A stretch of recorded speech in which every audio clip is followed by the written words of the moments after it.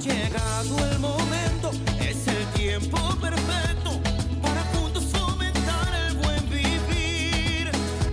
Y la meta no es lejana si tenemos la confianza que la fe y la voluntad mueven montañas.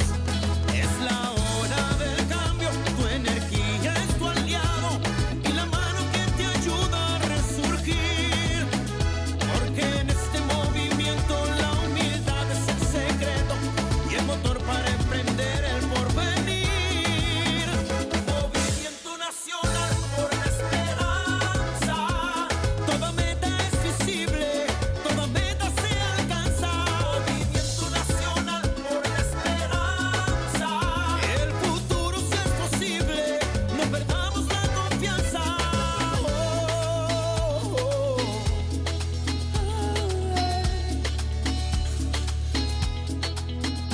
Porque en este movimiento la humildad es el secreto y el motor para emprender el porvenir. Movimiento nacional por la esperanza. Toda meta es visible, todo se alcanza. Movimiento nacional por la esperanza. El futuro si es posible, no pierdas la confianza. Oye, es el movimiento nacional por la esperanza, donde todo se hace posible, donde todo se alcanza. Y sembrando el futuro haremos historia y a paso seguro veremos la gloria. Sembrando el futuro haremos historia. Llegó ese momento, llegó la hora, poquito a poquito todo mejora. Sembrando el futuro haremos historia. Que la confianza de saber que con fe y esperanza va a suceder. Sembrando el futuro.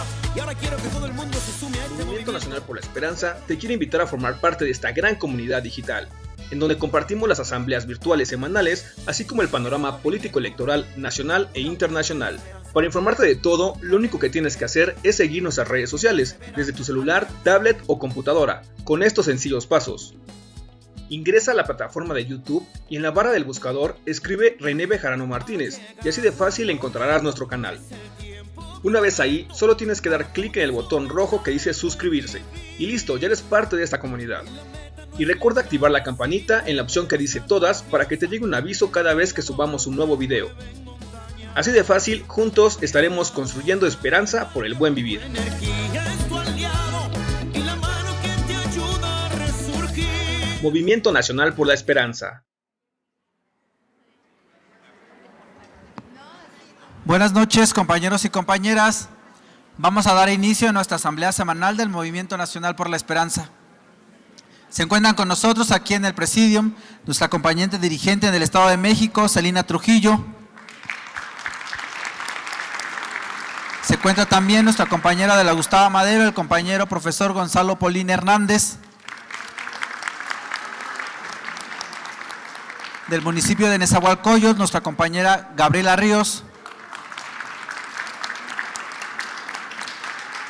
Desde el estado de Tlaxcala, nuestra compañera Floria Hernández. Y nos acompaña de aquí de la alcaldía Miguel Hidalgo, nuestra compañera Jessica Rivas. Y como cada 8 días, nuestro dirigente nacional, el profesor René Bejarano Martínez.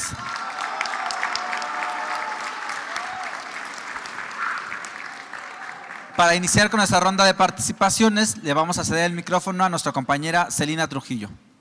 Muchas gracias. Muy buenas noches, compañeras, compañeros que hoy se dieron cita aquí en el Salón Le Crillon. También saludo a nuestros compañeros del Movimiento Nacional por la Esperanza que se conectan en las redes sociales a través de la página del profesor René Bejarano y en especial un saludo muy afectuoso y cariñoso al Estado de México, al Movimiento Nacional por la Esperanza en el Estado de México. Quiero enviarles un gran saludo y decirles que seguimos en la lucha, trabajando y esforzándonos cada día más para lograr el buen vivir en el Estado de México. Comentarles, compañeras y compañeros, que como todo mundo sabe, se han estado desarrollando ya las asambleas estatales para determinar quiénes serán los dirigentes y dirigentas de Morena en los estados. Justamente estamos ya sobre las mesas políticas en el Estado de México, pues el Consejo está programado para el día domingo 4 de septiembre, en donde hemos cabildeado cómo están las cosas en con la dirigencia o cómo se vaya a constituir la dirigencia. Hemos puesto en la mesa con las personas que hemos platicado lo que aquí se ha vertido como una línea política del Movimiento Nacional por la Esperanza, de elegir a las mejores y a los mejores dirigentes para la tarea de dirigentes del Comité Ejecutivo Estatal de Morena, porque de ahí se desprende grandes responsabilidades, pero también el trabajo arduo que todo el mundo estamos esperando, que es ya la elección del 2023. Estos dirigentes de Morena serán los responsables y las responsables de dirigir los trabajos en el territorio mexiquense para lograr el triunfo de la Cuarta Transformación en el Estado de México. Por eso es muy importante que nuestros compañeros dirigentes, los consejeros que fueron electos y electas el día 31, sean muy conscientes de la responsabilidad que tienen al elegir a las personas óptimas para ese trabajo. Decirles también que de esta tarea que tendremos como Movimiento Nacional por la Esperanza, de seguir buscando la conciencia de las personas en el Estado de México de por qué la renovación, por qué ya no continuar con este sistema que nos está ahogando en la inseguridad, en la desigualdad y en otras circunstancias que los mexiquenses vivimos. Hemos venido trabajando en las comunidades y les expresamos que los mexiquenses merecemos vivir bien, merecemos el buen vivir para todas y todos, y ese es el trabajo que estamos realizando, que es prácticamente la línea política que tenemos, que es llegar desde la primera comunidad hasta la última comunidad, hacer esta conciencia por la Cuarta Transformación. El presidente de la República todos los días nos da elementos para salir a las calles y expresarle a la gente la diferencia tan grande que existe entre un gobierno priista o panista y la Cuarta Transformación. Así que tenemos mucha materia que hacer en las colonias, no decaigamos, sabemos que este trabajo es arduo, es pesado, pero alguien lo tiene que hacer. ¿Y por qué no nosotros, que somos el Movimiento Nacional por la Esperanza y que estamos puestos y dispuestos a la transformación en el Estado de México? Muchísimas gracias y que siga la Cuarta Transformación. Muchas gracias, compañera Celina, por este mensaje. Ahora le cedemos el micrófono al profesor Gonzalo Polín. Buenas noches a todos. Nosotros somos integrantes de la Alianza Revolucionaria de Comunidades Agrupadas. Estamos en el Estado de México y en la Ciudad de México y integrados al Movimiento Nacional por la Esperanza. Entonces, queremos nosotros decirles, compañeros, que es necesario redoblar el esfuerzo para que nuestro México tan grande, tan hermoso, tan rico, pueda salir adelante, pueda lograr los objetivos que todos queremos, el bienestar para las familias mexicanas.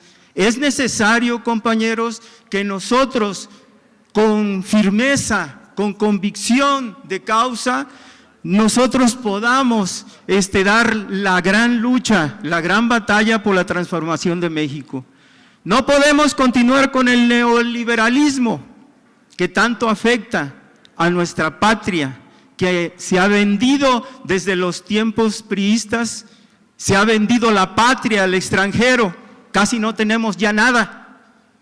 Nosotros necesitamos, como grandes patriotas mexicanos, fortalecer nuestra lucha, nuestra organización, en las calles, hablar con la gente, transformar todos los días es una batalla grande, fabulosa de nosotros. Compañeros, cuando ponemos la proa visionaria hacia una exaltitud inacible, afanosos de perfección, rebeldes ante la mediocridad, es que llevamos en nuestro corazón el ascua sagrada de un ideal.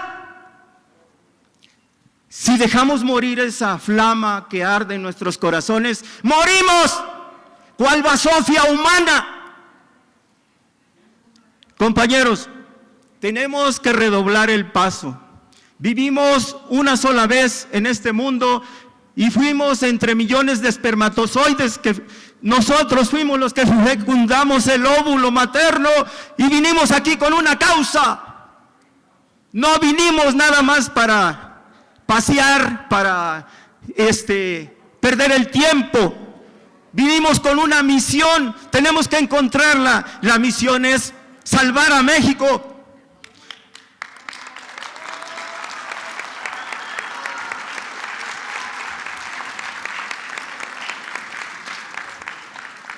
El pueblo unido jamás será vencido. El pueblo unido jamás será vencido. Gracias, compañeros. Muchas gracias, compañero, por este mensaje. Ahora le cedemos el micrófono a nuestra compañera Gabriela Ríos. Gracias. Gracias, compañeros, compañeras, buenas noches, bienvenidos sean todos a una más de las asambleas semanales por el Movimiento Nacional por la Esperanza. Profesor, gracias por la confianza. Compañeros del Presidium, gracias.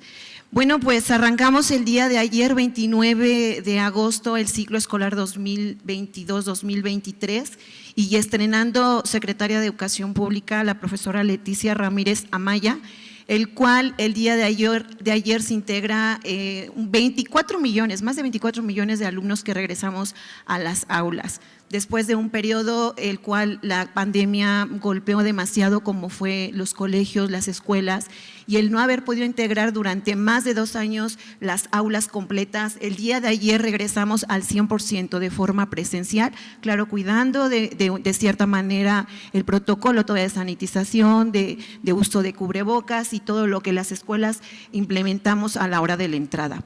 Yo vengo de Ciudad Nezahualcóyotl y ahí en Ciudad Nezahualcóyotl nosotros trabajamos de una manera con jornadas por la esperanza, a las cuales todos están invitados.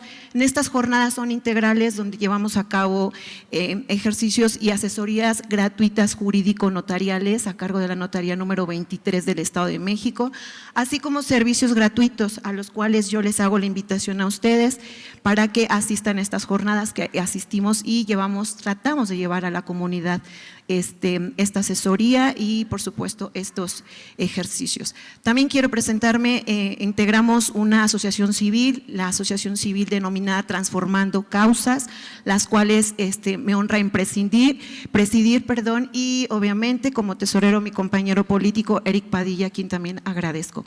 Pues nada, ponerme nada más a disposición y a la orden de todos y cada uno de ustedes en el municipio de Nezahualcóyotl y como bien lo dijo la compañera Celina, a favor del trabajo 2023 en el Estado de México para que la cuarta transformación llegue por fin a nuestro Estado. Muchas gracias. Gracias, compañera Gaby Ríos. Ahora le cedemos el micrófono a nuestra compañera Jessica Rivas.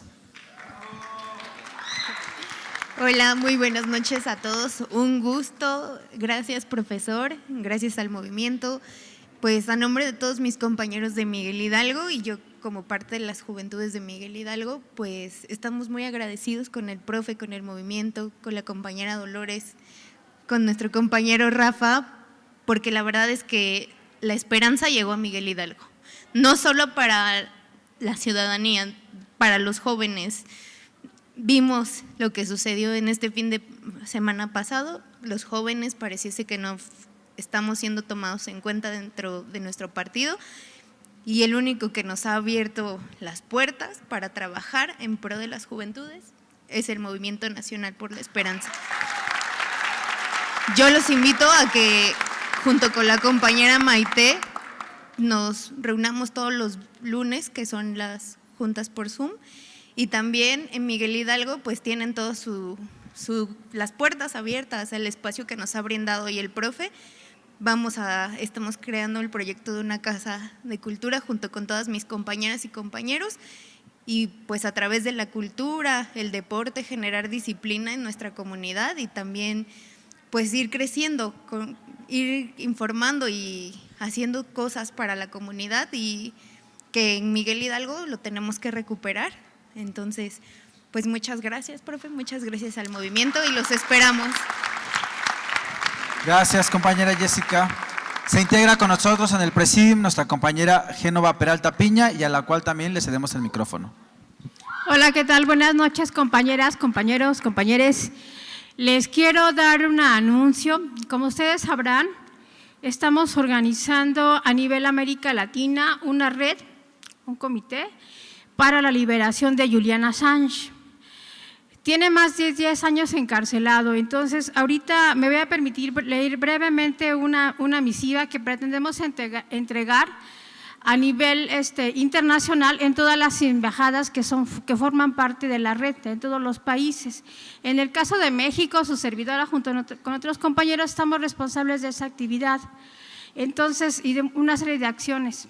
Se están realizando una serie de foros a que les pasaré el chat a quien está interesado. Todavía tenemos 2 foros más que justamente hablan del proceso que ha vivido Julian Assange desde la visión de diversos académicos, juristas y especialistas en el tema de derecho de penal del enemigo, así como de derechos humanos. Entonces se las voy a leer y si gustan al final voy a pasar a sus lugares. Quien quiera firmar, estamos recabando las firmas, únicamente estamos pidiéndoles la firma y su nombre completo, eso es todo, ¿sale? Por medios electrónicos hay una misiva que también estamos difundiendo, quien quiera hacerla igual de manera electrónica o difundirla, con todo gusto, muchas gracias. Dice, a las autoridades diplomáticas y consulares de Estados Unidos y del Reino Unido, 9 de septiembre de 2022, a las autoridades legales y políticas responsables del juicio a Julian Assange.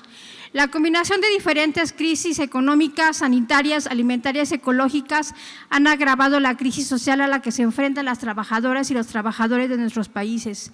La posibilidad de una salida autoritaria a la crisis manifiesta en diversos países del mundo frente a las urgentes necesidades de los pueblos como son salud, comida, techo, seguridad. Tenemos a la par gobiernos autoritarios que imponen represión, persecución y silencio. En estas horas críticas para la humanidad no podemos permitir permanecer en silencio. Desde hace más de 10 años, Julian Assange enfrenta una persecución implacable porque se negó a quedarse callado. Su trabajo periodístico develó los diferentes abusos de regímenes políticos que imponen el terror, el genocidio y la destrucción para satisfacer sus intereses. Si no fuera por Assange y Wikileaks, no tendríamos idea de cuántos civiles afganos, iraquíes, yemeníes murieron producto de las bombas y drones del imperio que pensó que matándolos en tierras lejanas tendría impunidad completa. Mientras esos crímenes contra la humanidad permanecen impunes, Julian sufre un castigo terrible por atreverse a denunciarlos. El caso legal que se sigue contra él es un ejemplo de la utilización política de las instituciones de los estados contra el interés general. Julian no ve la luz del sol desde hace más de 10 años, sometido a tortura y aislamiento. Al igual que en el caso de otros presos políticos, este trato busca romper su voluntad e infligir un castigo ejemplar para que esas otras voces también se callen. Pero Julian resiste a pesar de las graves consecuencias sobre su salud mental y psíquica. Soporta la arbitrariedad y la injusticia con dignidad y rebeldía. Julian le dijo al tribunal que decide sobre su extradición a Estados Unidos: no aceptaré que censuren el testimonio de una víctima de tortura ante este tribunal. Somos millones los que no aceptaremos que se silencie la voz y tampoco silenciaremos las nuestras. No estamos dispuestos a apartar la mirada de los graves abusos a los que está sometido. Quienes apoyamos esta declaración nos solidarizamos con él y con su familia, con su compañera, sus hijos y sus padres. Unimos nuestras voces a las y los periodistas de todo el mundo que saben que su profesión será aún más peligrosa si Julian es extraditado y que la libertad de expresión y la libertad de prensa serán objeto de una persecución aún más implacable. Unimos nuestras voces a las del pueblo británico que asiste con indignación a la sumisión de instituciones nacionales ante los intereses de una potencia extranjera, en una aplicación grosera del principio de extraterritorialidad. sin respeto al Estado de Derecho. Unimos nuestras voces a las y los activistas y defensores de derechos humanos que saben que podrían ser los siguientes en sufrir la arbitrariedad, la persecución y la tortura de estados poderosos que buscan la venganza y no la justicia. Unimos nuestras voces a las y los juristas de todo el mundo que han alertado de las graves irregularidades del proceso judicial de Julián y temen que el Estado de Derecho pueda quedar herido de muerte si es extraditado. Pero sobre todo, unimos nuestras voces a los de miles de víctimas en los países que fueron invadidos, atacados por fuerzas militares de Estados Unidos poderosos, a todas las voces silenciadas por la brutalidad de la guerra y de todas las víctimas de los crímenes cuyos autores al día de hoy siguen impunes. Julián arriesgó su vida y su libertad por no guardar silencio, por no aceptar que sus crímenes deberían quedar ocultos e impunes. En estos tiempos oscuros para la humanidad necesitamos la voz de Julian Assange, necesitamos todas las voces que denuncian los crímenes contra la humanidad. La persecución y el encarcelamiento de Assange no busca callar su trabajo, sino atacar el conjunto del buen periodismo y a todas y todos los que alzan la voz para divulgar una verdad sobre la violencia, las guerras y los intentos de dominación de los países imperialistas. Julian no debe ser extraditado. Julian Assange debe ser liberado. Libertad inmediata, Julian Assange. Patria o muerte venceremos. Muchas gracias, compañeras, compañeros. Gracias, profesor. Gracias, compañeras. Muchas gracias, compañera Génova. Y ahora le cedemos el micrófono a nuestro dirigente nacional, al profesor René Bejarano Martínez. Gracias, Miguel. Buenas noches, compañeras, compañeros. Muchas gracias por asistir a esta reunión semanal correspondiente al martes 30 de agosto del 22 del Movimiento Nacional por la Esperanza. Agradezco la presencia en este Salón Le Crillon de la Ciudad de México de compañeras y compañeros del Estado de México aquí presentes, de diversos municipios, de Tlaxcala también, muchas gracias, de la Ciudad de México, de diversas alcaldías, especialmente ahora nos invitan una comisión muy numerosa de la alcaldía Gustavo Amadero, un aplauso para ellos y ellas, y también de la alcaldía Miguel Hidalgo, que están aquí presentes, entre otras. Gracias a todas y a todos los que desde hoy y a lo largo de la semana se conectan a través del internet para escuchar y ver esta transmisión en donde vertimos la información que consideramos más importante y las orientaciones políticas y sociales correspondientes. Esta semana pues hay muchos temas que comentar. En primer lugar, el seguimiento al tema de la salud y de la pandemia del COVID-19. El día de mañana el IMSS Bienestar pasará por decreto a ser un órgano autónomo con presupuesto propio y operación independiente.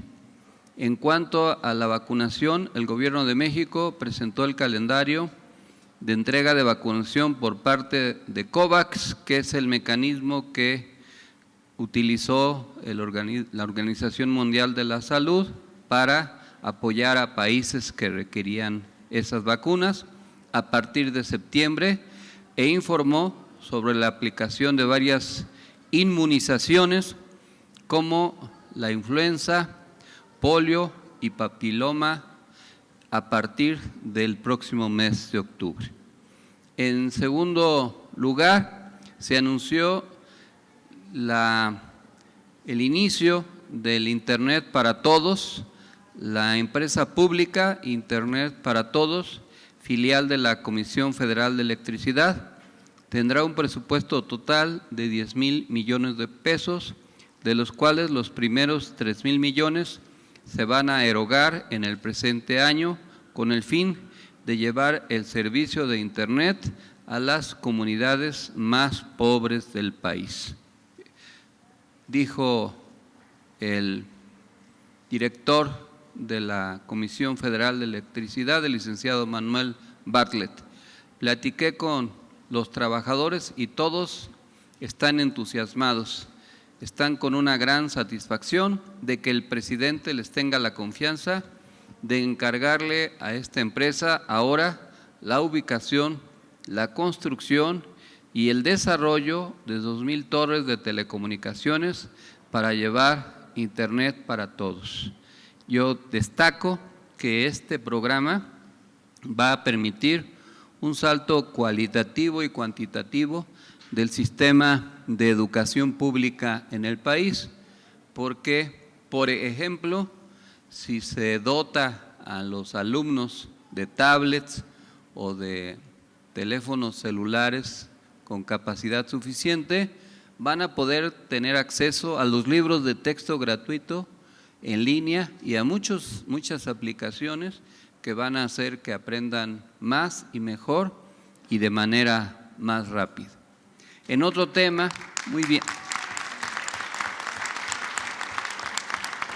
En otro tema que todavía no está resuelto, que es polémico, la Suprema Corte de Justicia de la Nación busca eliminar prisión preventiva oficiosa.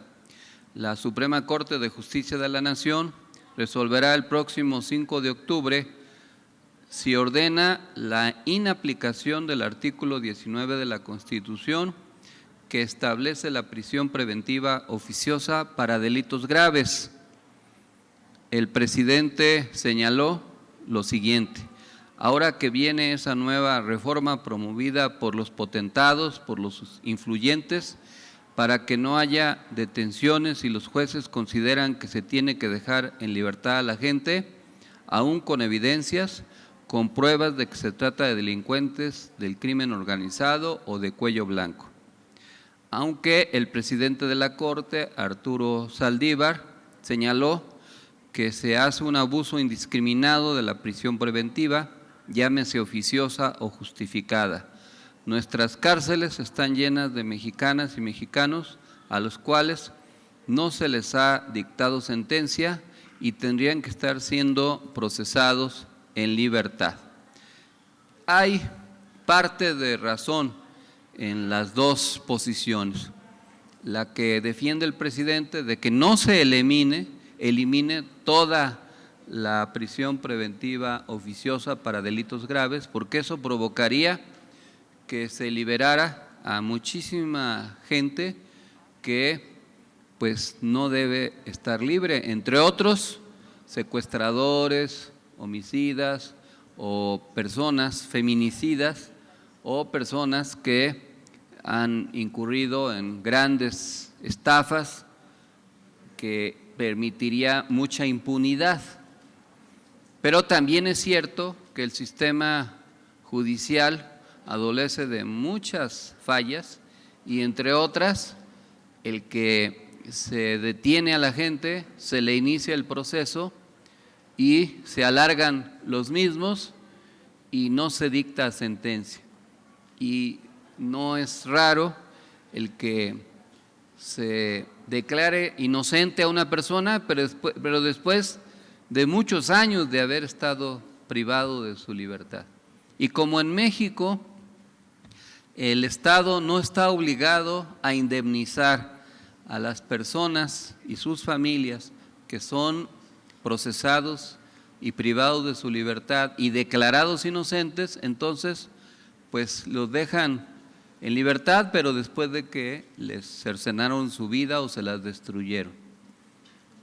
En estos días se dio a conocer una serie a través de la aplicación Netflix de un caso sonado, el de Florence Cassés y de su entonces pareja Israel Vallarta, en torno a un montaje que urdió Loret de Mola junto con Luis Cárdenas Palomino y Genaro García Luna durante el sexenio de Calderón.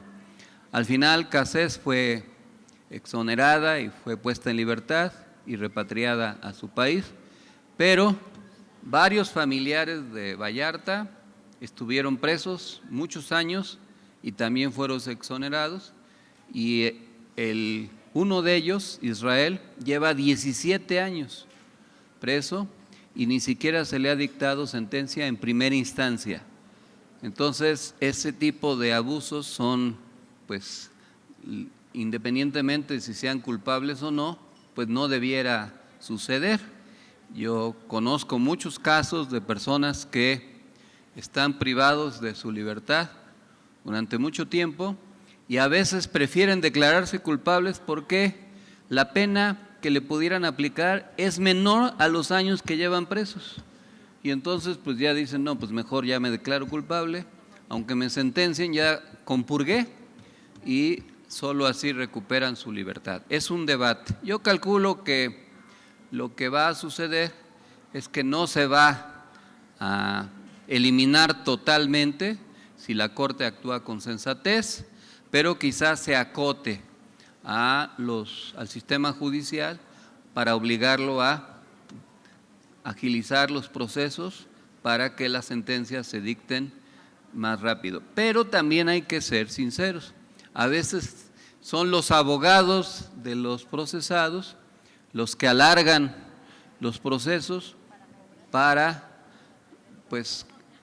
seguir cobrando sus igualas, o bien como táctica judicial, para que con el tiempo algunos asuntos caigan en el olvido y cuando se libere a algunas personas, pues ya nadie se acuerde ni de los procesados. En fin, vamos a estar atentos a ese tema.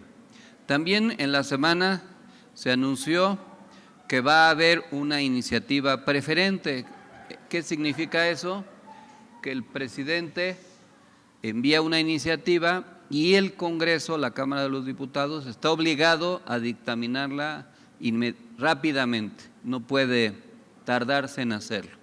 El secretario de Gobernación, Adán Augusto López Hernández, participó en la reunión plenaria de los diputados de Morena, en la que adelantó que el presidente Andrés Manuel López Obrador ya no enviará una reforma constitucional para que la Guardia Nacional pase a formar parte de la Secretaría de la Defensa Nacional.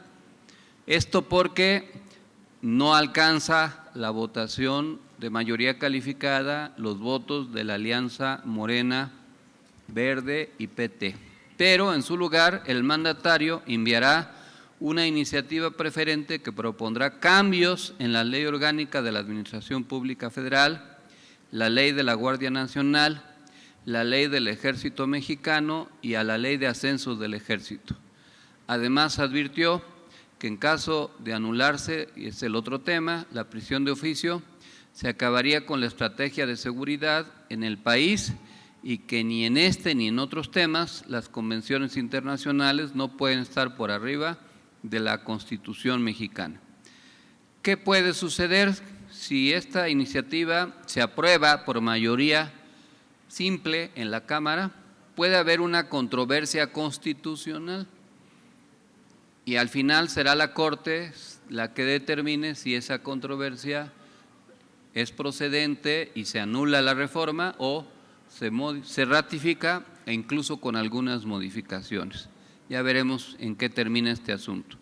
También en temas judiciales, la Suprema Corte de Justicia de la Nación invalidó cierta regulación a radio y televisión.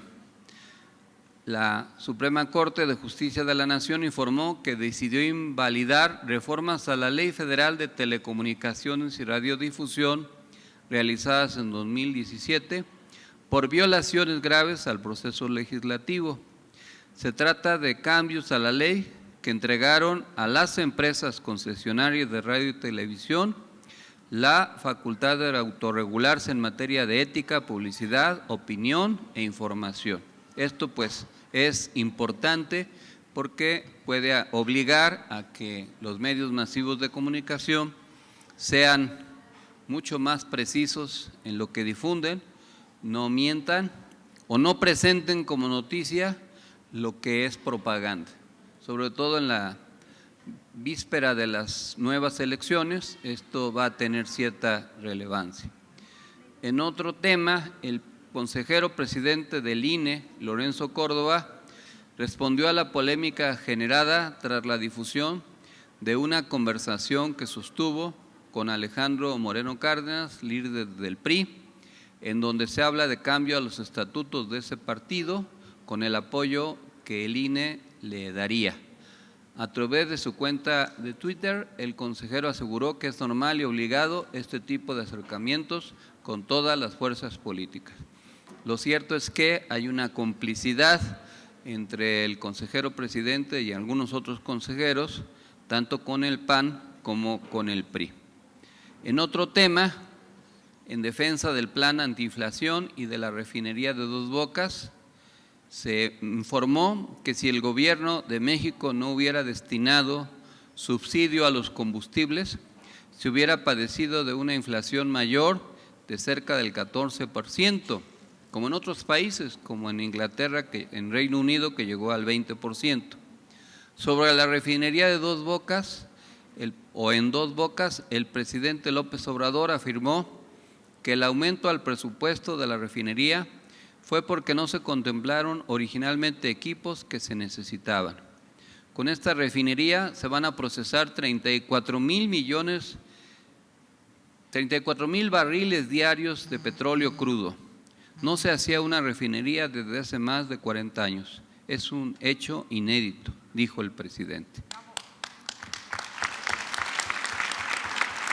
En otro tema, acerca del informe de los 43 normalistas desaparecidos en Ayotzinapa o de la normal rural de Ayotzinapa, la ONU reconoció esfuerzos para lograr el acceso a la verdad. A través de un comunicado, la Oficina de México del Alto Comisionado de Naciones Unidas para los Derechos Humanos reconoció los esfuerzos de México para lograr el pleno acceso a la verdad y la justicia en el caso Ayotzinapa. Resaltó que el informe de la Comisión Presidencial para la Verdad y Acceso a la Justicia del caso Ayotzinapa es una muestra del más alto nivel del intento del gobierno de Andrés Manuel López Obrador por conocer la verdad acerca de lo ocurrido. En otro tema, se anunció que Antony Blinken visitará México. El secretario de Estado de los Estados Unidos, Antony Blinken, visitará México el 12 de septiembre, acompañado de distintos funcionarios de su país, para participar en el diálogo económico de alto nivel. El encuentro ocurrirá en el marco del proceso de consultas del Tratado Comercial que arrancó formalmente el pasado martes entre México, Estados Unidos y Canadá respecto a la política energética de nuestro país. En otro tema, se envió una misiva de respaldo a la vicepresidenta de Argentina, Cristina Kirchner. Los presidentes de Colombia, Gustavo Petro, de Bolivia, Luis Arce, y de México, Andrés Manuel López Obrador, firmaron una carta de apoyo a la vicepresidenta de la Argentina, Cristina Fernández de Kirchner, rechazando así la injustificable persecución judicial. Se dijo, junto a los presidentes López Obrador, dijo Alberto Fernández, Petro y Arce, manifestamos nuestro más firme respaldo a Cristina y condenamos rotundamente las estrategias de persecución judicial para eliminar a los contrincantes políticos. Hay que recordar que esta estrategia está diseñada para que Cristina Kirchner no pueda participar en las próximas elecciones presidenciales y eso permita el retorno de la derecha a gobernar Argentina. Justo como se hizo en el pasado con Lula, que también mediante maniobras judiciales se impidió que participara para que triunfara en ese entonces Jair Bolsonaro. En otro tema, hoy 30 de agosto se lleva a cabo el recuerdo del Día Internacional de las Víctimas de Desapariciones Forzadas. Es una fecha sumamente importante que resalta la preocupación mundial en este tema y que reviste una relevancia particular en países que enfrentan actualmente una crisis por esa grave violación de los derechos humanos la cual causa un extraordinario sufrimiento a las víctimas y sus familias y perjudica a la sociedad en su conjunto.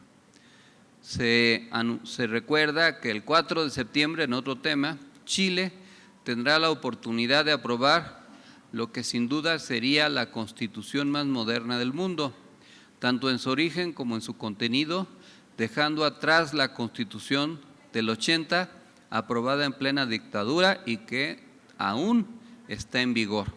Vamos a ver qué resulta de esa votación. Hay una campaña de la derecha y de las fuerzas conservadoras de aquel país virtiendo muchas mentiras acerca del contenido de la Constitución para que ésta sea rechazada. Si no se logra la mayoría, de todos modos se va a insistir en promulgar una nueva Constitución, porque ese es el mandato que se refrendó en las urnas después de la crisis política que inició en 2019. Se dio el primer debate rumbo a la presidencia en Brasil. El expresidente Luis Inácio Lula da Silva y el actual mandatario Jair Bolsonaro se confrontaron por primera vez en un debate televisado el pasado domingo por la noche, 5 semanas antes de las elecciones en Brasil. Lula citó medidas anticorrupción y de transparencia de cuando él fue presidente y titular del Ejecutivo.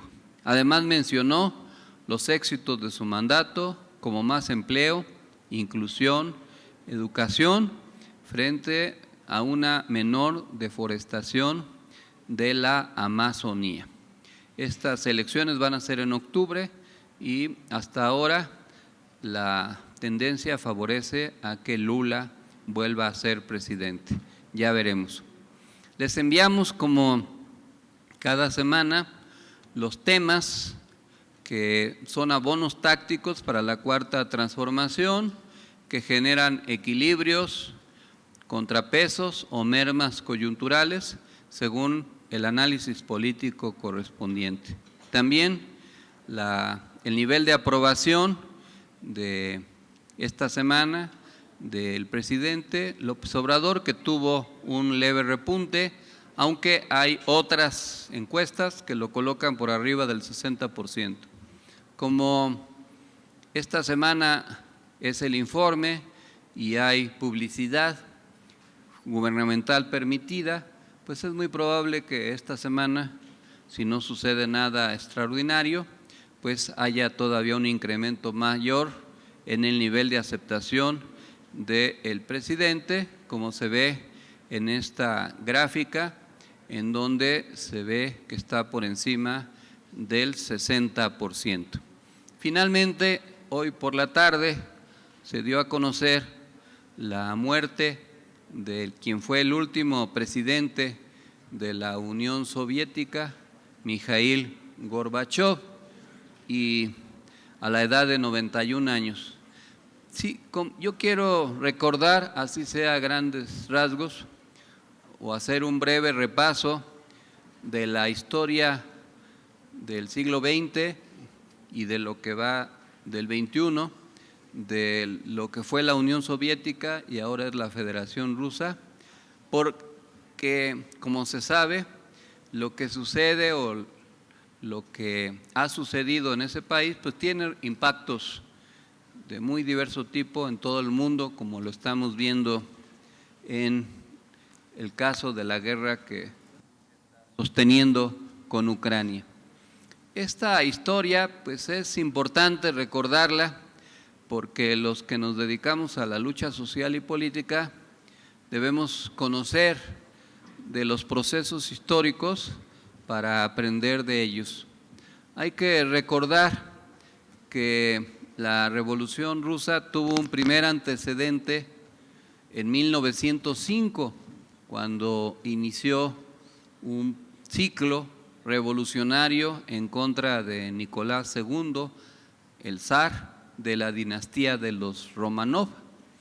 La revolución de 1905 fue una revolución fallida, no logró sus objetivos y propició el encarcelamiento de muchos revolucionarios como León Trotsky, el exilio de Lenin, del propio Stalin y de otros muchos como parte del mecanismo represivo que se vivía en aquellos años en ese país. La Primera Guerra Mundial hizo que Rusia entrara en una crisis muy fuerte y fue una de las causas por las cuales la Segunda Revolución Rusa tuvo éxito en octubre de 1917 y permitió el arribo al poder de los bolcheviques, como se les llamaba a sí mismos a los dirigentes revolucionarios. Bolchevique en ruso quiere decir mayoría, en la Duma, contra los mencheviques, que eran los minoritarios encabezados por Kerensky. Esta generación de revolucionarios habría de hacer historia porque creó la primera república socialista del mundo, inspirada en las ideas de Carlos Marx y Federico Engels y dirigida por Vladimir Ilich Ulyanov, alias Lenin, quien habría de ser el dirigente principal de esa revolución. La revolución dio origen a lo que después se conoció como la Unión de Repúblicas Soviéticas Socialistas, la URSS, y la formación del Partido Comunista de la Unión Soviética, con el mecanismo del centralismo democrático que buscaba instaurar la dictadura del proletariado y la construcción del socialismo en el mundo. La dinastía de los Romanov fue extinguida. Fueron desafortunadamente, por una de las decisiones revolucionarias más polémicas, asesinada toda la familia, niños y todos los adultos de la dinastía de los Romanov para que no hubiera manera de que regresara la monarquía a aquel país. Y se inició un ciclo para intentar instaurar el socialismo en el mundo, aunque había una contradicción porque tanto Marx como Engels afirmaban que el socialismo iba a triunfar primero en los países que se habían desarrollado más, es decir, en donde sus fuerzas productivas tenían mayor desarrollo y no en los países de la periferia. Se calculaba que podía haber sido Inglaterra o el Reino Unido quien pudiera haber sido el país donde primero surgiera el socialismo por el desarrollo capitalista que propició la revolución industrial, pero no fue así. Fue en Rusia y que se inició ese ciclo revolucionario y todas esas ideas pues permearon al mundo. Muchos revolucionarios creyeron en el socialismo y siguieron los ideales de construir un mundo nuevo, de una familia, un hombre nuevo. Era un ideal por el que lucharon y murieron muchas personas. Lenin murió en 1921, víctima de una hemiplegia, y hubo una lucha interna en el buró político del Soviet Supremo entre quién lo iba a suceder. Y en el testamento que se dio a conocer posteriormente de Lenin, alertaba sobre el peligro de que Stalin pudiera llegar al poder, porque veía en él un riesgo autoritario mayor. Pero Stalin, junto con otros revolucionarios, se hizo del poder y desde ese proceso inició un mecanismo para ir purgando de cualquier oposición interna a la dirección política del PECUS y de la Revolución Socialista de octubre en la Unión Soviética. Y así fue como muchos revolucionarios fueron siendo encarcelados, exiliados o asesinados. Bukharin, Kautsky y muchos. El último de los perseguidos fue Trotsky, quien vivió varios exilios y vino a refugiarse en México allá por los años 40. En una novela histórica muy leída que se llama El hombre que amaba a los perros, escrita por Leonardo Padura, el escritor cubano, se narra el periplo de Trotsky en diversos países y cómo viene a vivir y a morir en México, cómo es asesinado por Jacques Monard, un estalinista español que se hizo pasar por novio de la secretaria de Trotsky y entró a clavarle un piolet en el cerebro para terminar con la vida de Trotsky. Esa historia pues marcó el final de un proceso de persecución política contra toda disidencia, y por eso a ese régimen, el estalinismo, se le consideró un mecanismo de dirección autoritaria que no tenía, por cierto, nada de democrático. Estamos también en el periodo de inicio de la Segunda Guerra Mundial. En 1939, Stalin sostuvo una reunión y un pacto secreto con Hitler para que Alemania, que estaba ya planeando su guerra con base a la expansión del nazismo, del nacionalsocialismo, ideado por Hitler en un libro que se conoció con el título de Mi lucha, Mein Kampf, y que buscaba la hegemonía en el mundo de la raza aria. Ese pacto secreto le permitía a Alemania invadir Polonia y que los rusos no se opusieran.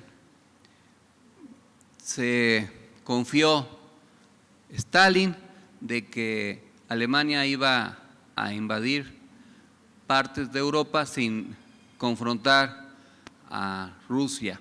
Pero cuando estalla la Guerra Mundial, Alemania va abriéndose en muchos frentes para lograr su triunfo y subestimó esa estrategia militarista, la capacidad de reacción de diversos países, porque recuérdense que en la Segunda Guerra Mundial, pues el eje alemán-japonés pues se hizo de muchos países, los invadió como Francia y prácticamente toda Europa, o bombardearon Inglaterra cuando Churchill era primer ministro y que le dijo a su población que lo único que le podría prometer era sangre, sudor y lágrimas al pueblo inglés. Ya luego le cambiaron con la película y le pusieron sexo, sudor y lágrimas, pero eso ya es otra historia. Pero se dio esa guerra y por fortuna los fascistas y nazistas se abrieron muchos frentes, porque cuando en 1941 los japoneses bombardean Pearl Harbor, propician que Estados Unidos entre directamente a la guerra, que hasta entonces los norteamericanos se habían mantenido al margen. Y también la decisión de invadir la Unión Soviética pues hizo que se rompiera el pacto secreto de 1939 y que los rusos ingresaran a la Segunda Guerra Mundial en contra de Alemania.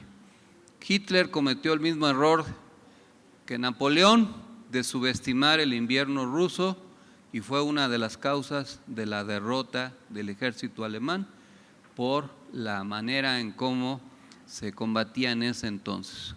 Se conoce el desenlace de esa Segunda Guerra Mundial con el estallido de las bombas nucleares de hidrógeno en Hiroshima y Nagasaki, pero ya habían perdido la guerra en Europa, ya había caído el búnker y ya se había suicidado Hitler junto con su familia y había triunfado pues la alianza. La Unión Soviética entonces pudo expandirse. Los acuerdos después de la Segunda Guerra Mundial abrieron la posibilidad de que la Unión Soviética, con los acuerdos que hizo con el resto de los países que habían derrotado a Alemania, pudiera expandirse. Y así fue como se instauró el socialismo real, que así se le conoció entonces, en Hungría, en Yugoslavia, en Polonia, en lo que antes era Checoslovaquia, que ahora ya es la República Checa, y la mitad de Alemania, por eso Alemania, pues en un tiempo fue Alemania del Este y Alemania del Oeste, y se construyó después el famoso muro de Berlín. Y se instauró el socialismo real bajo la conducción de Stalin, que se había perpetuado en el poder, y se dio pie a la Guerra Fría, a toda la conflictividad entre el mundo capitalista y el que entonces se conocía como mundo socialista, y se iniciaron los ciclos de la geopolítica con la Revolución China, por ejemplo, y posteriormente la Revolución Vietnamita, pero también los países del mundo capitalista pues buscaban evitar que creciera el socialismo en el mundo. Por eso Estados Unidos propició la construcción de dictaduras militares prácticamente en todo nuestro continente, y el único país que se salvó al principio en la Revolución Cubana de 1959 fue Cuba, y después la Revolución Sandinista en el 79, pero cuando Chile, a propósito de lo que ahora pasa, quiso arribar en lo que llamó Salvador Allende la vía pacífica al socialismo, pues fue derrocado por Pinochet en 1973 y se instauró una feroz dictadura en contra de la izquierda chilena.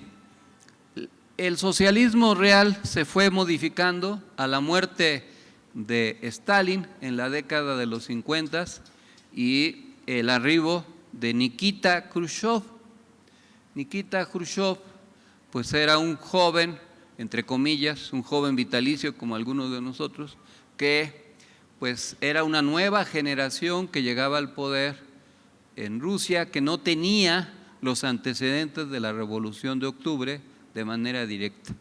Y en el informe al 20º Congreso del Partido Comunista de la Unión Soviética, si no mal recuerdo, en 1958, yo tenía 1 año y lo leí en ese entonces, pero ya se me olvidó. Ya en serio, en 1958 se presenta el 20º informe del Partido Comunista presentado por Khrushchev y se dan a conocer los crímenes de Stalin. Al final se reconocen las barbaridades, los abusos, los excesos que la burocracia, la nomenclatura, como ahora se les dice, había cometido en contra de sectores de la revolución. Pero la Guerra Fría seguía, no se detenía porque había una búsqueda de la hegemonía en el mundo y se planteaba que al final se llegaría al socialismo. Se pasó por verdaderos peligros que pusieron en riesgo la existencia misma de la humanidad, porque cuando Kennedy era presidente, allá por 1961, Khrushchev quiso instalar unas bases de misiles en Cuba y se impidió cerca de la Florida que los barcos llegaran a Cuba y fue la crisis de los misiles y estuvimos al borde de una guerra nuclear. Ahora se sabe que en ese entonces Kennedy padecía una enfermedad que se llama enfermedad de Addison, que es una insuficiencia de la vitamina D en el organismo y que se trata con cortisona, que no estaba tan contraindicada como ahora, ya existen otros tratamientos. Pero Kennedy no era una persona con una salud estable, pudo haber tenido un arranque y una determinación de apretar el botón y ya no lo estaríamos platicando. Por fortuna eso no sucedió, pero prevaleció la Guerra Fría y siguió existiendo toda la conflictividad en el mundo entre el ascenso de las luchas por el socialismo y la resistencia de los países capitalistas para permitir que el socialismo avanzara. Fue la época también de los movimientos guerrilleros en el mundo. Aquí en el continente, en México y en otros países surgieron muchas guerrillas y muchos guerrilleros se entrenaron en Corea y también se intentaron revoluciones en muchos países y había una conflictividad permanente que pues propiciaba mucha inestabilidad. Pero el modelo económico de la Unión Soviética empezó a sufrir agotamiento.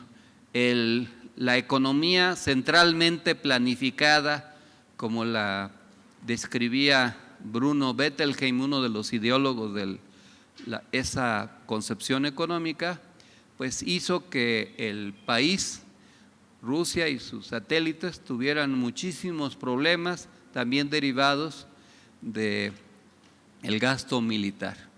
Y surgió, después de muchos gobernantes, porque había una gerentocracia en la Unión Soviética, en donde los presidentes dejaban de serlos porque morían, porque eran personas de avanzada edad, como lo fue Cherchenko y otros muchos.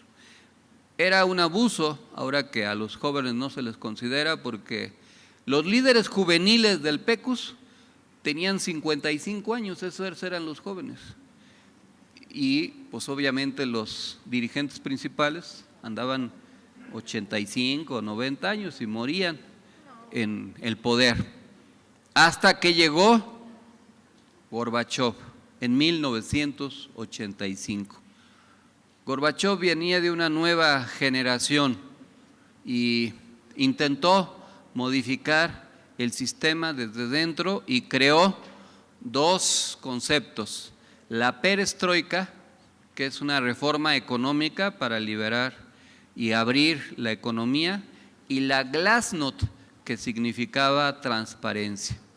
Ese modelo permitió una disminución de la Guerra Fría y se planeaba o se intentaba una modificación del sistema económico ruso. Pero los guardianes de la fe, como se les conocía a los burócratas, empezaron a perder la fe y al interior del mando soviético empezó a cuestionarse la pertinencia de ese proceso. Y vino la tragedia de Chernobyl, en lo que ahora es Ucrania, que habría de provocar finalmente el colapso de 1989, cuando Boris Yeltsin, a bordo de un tanque, increpa a Gorbachov, que por cierto Boris Yeltsin andaba medio pasado de copas porque esa era una de sus debilidades, pero fue intrépido.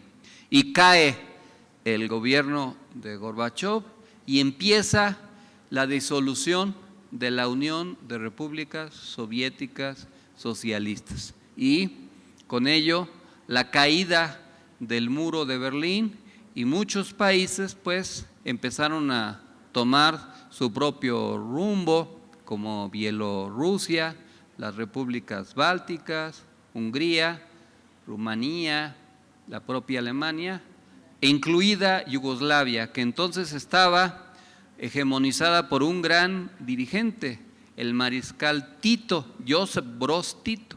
Cuando Tito muere, se divide lo que era Yugoslavia, que traían un acuerdo, y se inicia después la guerra entre serbios y croatas, que habría de provocar que Yugoslavia dejara de existir como país, como después también se dividió la República Checa con Eslovenia. Y se hizo una reconfiguración y surgió lo que ahora se conoce como la Federación Rusa, que es la sucesión de lo que fue el antiguo régimen soviético. La Federación Rusa no es solo Rusia, son varios países, y los rusos han intentado mantener o recuperar o preservar su seguridad, y por eso han evitado procesos independentistas como el que se intentó en Georgia y que fue aplastado, o la instalación o la incorporación de Ucrania a la OTAN, y se da una nueva reconfiguración. El régimen de la Federación Rusa es una especie de capitalismo de Estado. El viejo ideal del socialismo no sobrevivió, como tampoco sobrevivió el socialismo maoísta, que también se convirtió en otro capitalismo de Estado. Y entonces ahora en el mundo vivimos entre los modelos capitalistas de Estado contra el capitalismo de mercado que se practica en la eurozona, en el Reino Unido, en Estados Unidos, etcétera, y la disputa por la hegemonía. Y el mundo unipolar que se había dicho existiría con la caída del muro de Berlín y de la Unión Soviética, pues no fue tal. Hubo un sociólogo, Francis Fukuyama, que incluso teorizó acerca del fin de la lucha de clases y de las hegemonías, y se ideó lo que él llamó el mundo unipolar. Y lo que ahora existe es un mundo multipolar, con una hegemonía cada vez con menor influencia, pero al fin y al cabo, hegemonía de Estados Unidos y sus aliados de diversas partes del mundo. La reconfiguración política y económica y militar del mundo, pues ahora es otra realidad. El Pacto de Varsovia, que era la alianza de los países socialistas, se deshizo cuando cayó la URSS, pero la Organización del Tratado del Atlántico Norte no. Ese pacto militar sobrevive, y justo es una de las causas por las cuales hay hoy una guerra en Ucrania, porque Ucrania, a raíz del golpe de Estado del 2014, quiso ingresar a la OTAN, pero la Federación Rusa pues considera que pondría en peligro su seguridad nacional tener misiles de largo alcance que pudieran alcanzar su país si se permite que se instalen en Ucrania. Y se les recordó a los norteamericanos que ellos fue justo lo que quisieron evitar cuando Nikita Khrushchev quiso instalar en Cuba misiles de largo alcance que estarían muy cerca de Estados Unidos. En fin, ahora que falleció Gorbachov, pues conviene recordar esta historia así apretada sintéticamente, porque la lucha por el socialismo no ha desaparecido. El socialismo real que se ideó a raíz de la Revolución de Octubre del 17, pues no fue el socialismo deseable. Ahora se habla de un socialismo del siglo XXI, en donde los ideales de una sociedad progresista pudieran sobrevivir, de una sociedad más igualitaria. Incluso ese ideal se ha teorizado. Desde luego, no se trata de reeditar las ideas de Marx o de Engels, que fueron escritos hace más de 150 años, cuando el mundo era otro. Pero tampoco se trata de resignarse a que solo hay una forma de existencia económica, política y social en el mundo, que es la del capitalismo en sus diversas vertientes. El más salvaje, que es el neoliberalismo, o los moderados. Se tendría que pensar en un modelo de país y de convivencia diferente. Y eso no quita que haya competencia y lucha política en todo el mundo. Y lo que sí se observa es que hay una tendencia en nuestro continente hacia el progresismo, pero también en algunos países desarrollados como en Europa y en el propio Estados Unidos o en el Reino Unido, la ultraderecha se ha reconfigurado. Acuérdense que Boris Johnson formó parte de ese proyecto y ahora la ultraderecha es mayoría o muy cerca de ser mayoría en varios países de la eurozona. Revisar estas historias no es un ejercicio académico ocioso, es un ejercicio político y es un intento de dar formación política. Las generaciones como la de aquí, nuestra compañera Jessica, alias Giovanna, porque así le dicen en algunos lugares, tienen que conocer esa historia, porque entre otras muchas cosas, mucha gente, muchas personas ofrendaron su vida por esos ideales.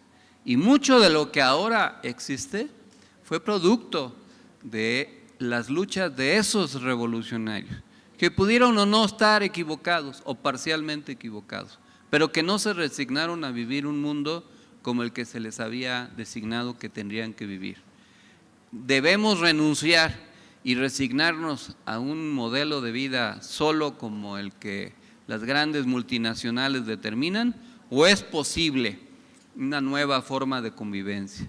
Yo creo que es posible, que el buen vivir forma parte de esa apuesta de un socialismo democrático para el siglo XXI, en donde los ideales desde Marx y Engels, desde los anarquistas de aquellos años, Proudhon, Tomás Campanella, los que buscaban, los que escribieron acerca de un mundo diferente, como Tomás Moro, que acuñó la palabra utopía, que era un lugar ideal que podía existir, donde habría equidad, igualdad, justicia y felicidad. Y la de muchos otros pensadores tienen que seguir siendo vigentes. Las ideas sobreviven a los seres humanos. Las ideas son lo que transforma al mundo y que hace que los seres humanos actuemos. Debemos fortalecer nuestras ideas, no renunciar a nuestra ideología. La lucha ideológica es una parte fundamental de la lucha política. Y en todo tiempo hay lucha ideológica, nada más que la sociedad que nos domina, las grandes multinacionales, disfrazan su ideología como la del individualismo exacerbado y la del consumismo, que lleva a que las personas busquen su éxito personal a costa de las demás y que su objetivo en la vida sea consumir, y que al consumir ellos se consumen a sí mismos. Los que vivimos otras épocas también fuimos víctimas de otro consumismo, porque nos cambiábamos poco de ropa y íbamos con nuestro mismo pantalón, con su mismo pantalón, con su mismo traje y con sus mismos zapatos. Pero ese consumismo ahora no existe, ahora es la cultura de desechar para comprar. Y comprar es el objetivo de la vida, aunque la necesidad sea trastocada. Antes se compraba para satisfacer una necesidad, ahora se compra para satisfacer la necesidad de comprar, para sentirse bien comprando cosas que no necesariamente se necesitan.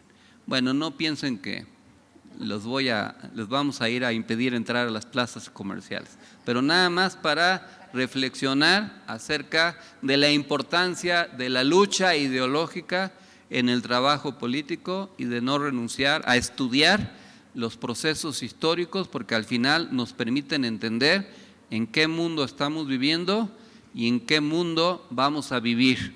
Y por eso nosotros no hemos renunciado a una sociedad mejor, como se llame, socialista, comunista, democrática, progresista. Lo que importa al final de cuentas es el buen vivir y que podamos ser felices todas y todos y todes, como dice la compañera. Muchas gracias, compañeras y compañeros.